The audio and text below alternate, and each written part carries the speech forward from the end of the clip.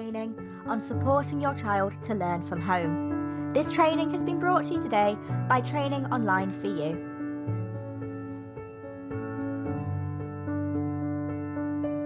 Before we start the training, I would just like to tell you a little bit more about who we, Training Online for You, are as a company. We are a team of dedicated professionals with a wealth of knowledge and experience. Our team has a vast array of expertise in several different areas. We are lucky enough to have a large base of subject matter experts to help us develop our e-learning projects with experience in education, clinical research and personal development. We are experienced in developing training materials to deliver either face-to-face or by effective, engaging e-learning programs. So, have you suddenly found yourself teaching your children from home? Do you need to learn more about how to plan and organise their learning so that the experience is successful and relationships stay positive? This course should provide you with the confidence to tackle successful home learning.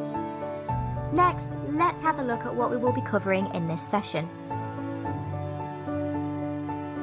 During this course, we will focus on the following.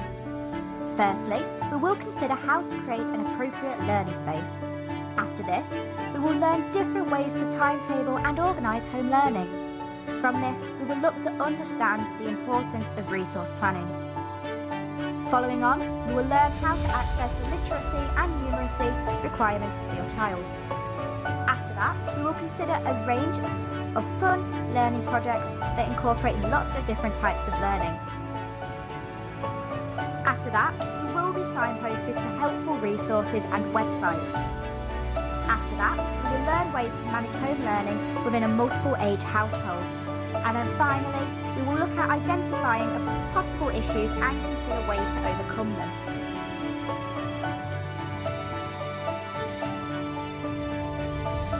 This course is designed to provide a menu of ideas and learning opportunities to help you design home learning that best suits the needs of your child and your circumstances. Remember, there is no one-size-fits-all model for helping your child to learn at home. Children prefer to learn in different ways, and there are different expectations about the type of learning children should be accessing depending upon age. Older children might require a more formal learning style, whilst younger children will benefit from a choice of activity and lots of practical learning. It is absolutely crucial to remember that your mental health is important. The most important thing about learning from home is protecting the mental health of you and your children. This course will help you to design home learning that is manageable, fun, and most of all, as stress-free as possible. We will be considering how home learning can be successful with just the resources already in the home and what to do when things go wrong. Learning from home can quickly become a very frightening experience. Think through what you learn in this session and create a preventative measure to protect the mental health of you and your family.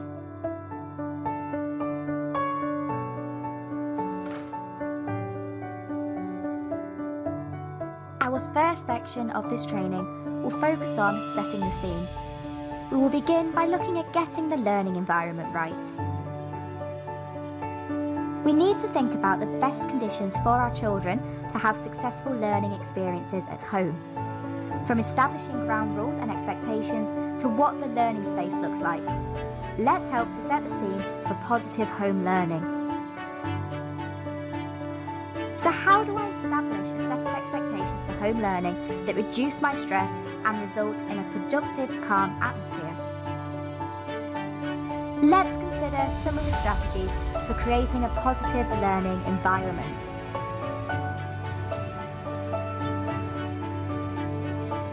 Next, let's look at the organisational aspect. Learning activities will go much more smoothly if you are fully prepared. Make sure you understand what the outcome of the learning activity you are presenting your child should be. This will reduce the frustration if the child becomes stuck, knowing the direction they're supposed to be heading in and making it easier for you to guide them. Be organised. Do you understand what the finished learning should look like? Have you made sure that you have all the equipment and resources? Is there enough time to complete the activities planned? Do you have all the resources and equipment ready for the next day? This means less time wasted when learning and limits the potential for your children to become frustrated.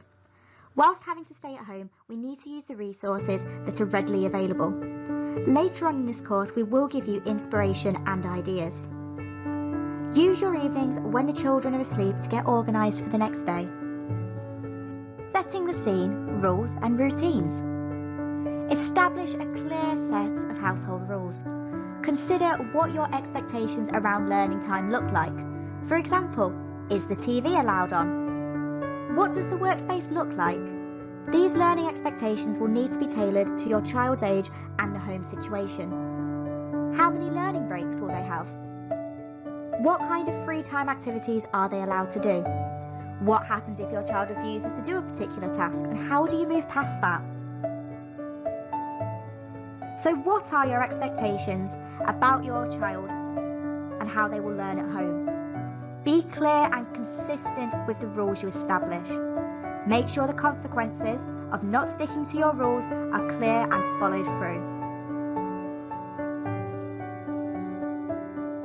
Timetabling. Once you have an idea about the types of activities you'd like your child to complete in the day or week, how do you timetable those and make sure that they have a breadth of learning and complete their weekly tasks? Consider how you're going to structure the day. Are you going to set out a formal timetable or have a carousel of learning activities that your child can pick from throughout the day? You need to consider whether a formal plan suits your child and your household, or whether a more relaxed approach is better. We will consider this more later in the session. As a piece of advice, always have a plan B. For example, what if the internet connection fails? Or maybe you've planned to spend the morning learning in the garden and now it's pouring with rain. Always have a plan B. Always have some go-to activities that can be drawn upon just in case what you had planned can't now happen.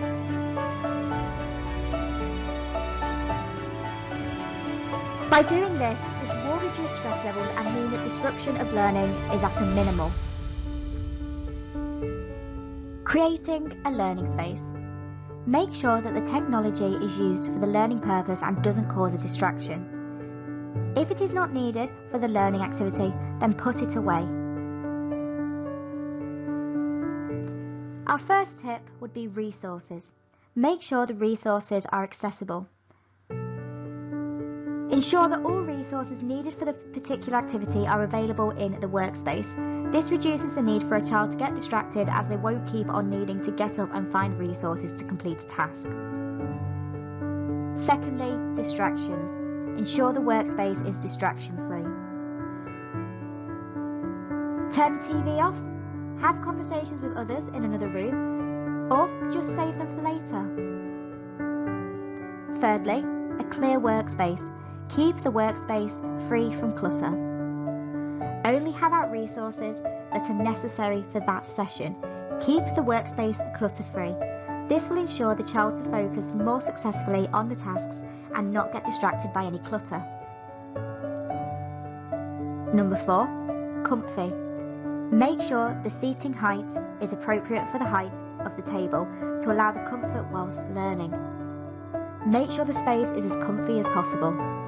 Think about the best seating for that particular table and make sure it does support the child's posture. And lastly, lighting. Ensure sufficient lighting of the workspace. Try and position the learning space in a place with natural light, making sure it is well lit. This will minimise headaches from poor lighting. Creating a learning space and inviting learning spaces. What about informal learning spaces? Younger children especially will not do most of their learning at a desk. How is that type of learning space organised? Firstly, comfy reading spaces. If you want your child to read and lose themselves in a story, or use iPad or perhaps other devices, Try to give them beanbags or settee cushions on the floor to make a special place to go to do this activity. Secondly, creative spaces. Maybe convert your kitchen or dining table into a creative space. This could be covered with a plastic table cover and have things like paint, chalks, Play-Doh, paper, colouring pens and pencils, etc. Your child will know that if they want to do something messy, like cutting and sticking, then this is their place to do it. Thirdly, interest-led or theme spaces. Utilising what your child is interested in will make learning run a lot more smoothly. For example, if they're interested in cars, using them to count, sort, or role play. Using a theme space will help engage your child with learning and provide different learning opportunities with the same resources. Examples of themes could be animals, dinosaurs, nature, cars, or perhaps construction.